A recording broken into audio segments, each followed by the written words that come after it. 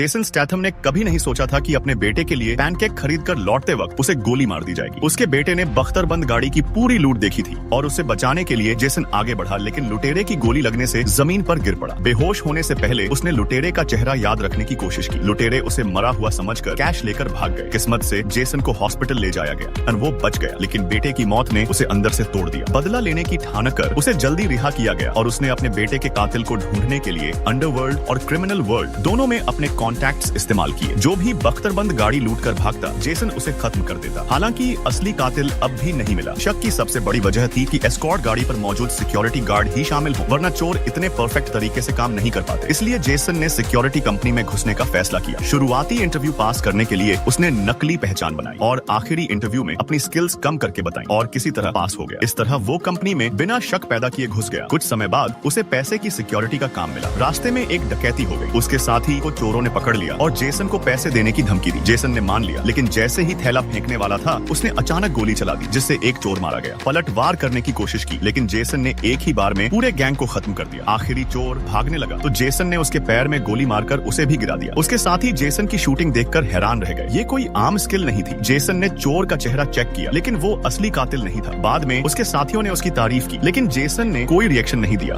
रास्ते में फिर से डकैती हुई। इस बार चोरों ने गोलियों से भीड़ को डर आया, फिर गाड़ी पर काला पेंट छिड़का, अंदर धुआं भर दिया और जेसन व टीम को बाहर निकाल दिया। लेकिन जेसन का चेहरा देखते ही चोर डरकर भाग गए, जैसे भूत देख लिया हो। दरअसल वो जेसन के ही लोग थे जो उसकी प्लान में दखल नहीं देना चाहते थे। बाद में जेसन ने शक की तस्वीरें खींची, लेकिन कुछ पता नहीं चला। असल में चोर रिटायर्ड सोल्जर थे जिनकी आमदनी कम थी, इसलिए उन्होंने लूट की और जेसन के बेटे की हत्या कर दी। लेकिन वो इससे संतुष्ट नहीं हुए और रिटायरमेंट से पहले एक आखिरी बड़ा काम करने का सोचा। उनका एक पुराना जानकार मान गया और 20 करोड़ कैश देने का वादा किया। ये जानकार जेसन का साथी वॉल्टर व्हाइट निकला। जेसन को रोकने के लिए वॉल्टर व्हाइट ने अपनी पहचान खोल दी और उसे धमकाया कि अगर उसने साथ नहीं दिया तो मार डालेगा। जेसन ने ठंडे दिमाग से कहा, डॉक्टर हम दोनों अलग हैं। अपने बेटे के कातिल तक पहुंचने के लिए उसने हामी भर दी। इसके बाद वॉल्टर ने गैंग को बुलाया और बख्तरबंद गाड़ी को सड़क पर ले गया। कैमरे बंद कर दिए और मुख्यालय से झूठ बोला कि गाड़ी रिपेयर में है। तभी नकाबपोश चोर आए और कंपनी के गोदाम में घुस गए। उन्होंने गार्ड्स को बंधक बना लिया और गोलीबारी शुरू कर दी। लेवल 3 हेलमेट और राइफलों से लैस होने की वजह से उन्हें चोट नहीं लगी, लेकिन पुलिस को खबर मिल गई और 10 मिनट में पहुंचने वाली थी। चोर पैसे भरने लगे, तभी एक कर्मचारी ने गोली चला दी। मौके का फायदा उठाकर जेसन ने हमला किया, लेकिन उसे अब भी असली कातिल नहीं मिला। आखिर में लड़ाई इतनी बढ़ गई कि जेसन ने एक एक करके सबको मार गिराया, लेकिन वॉल्टर ने उस पर वार करके उसे गिरा दिया और पैसे लेकर भाग गया।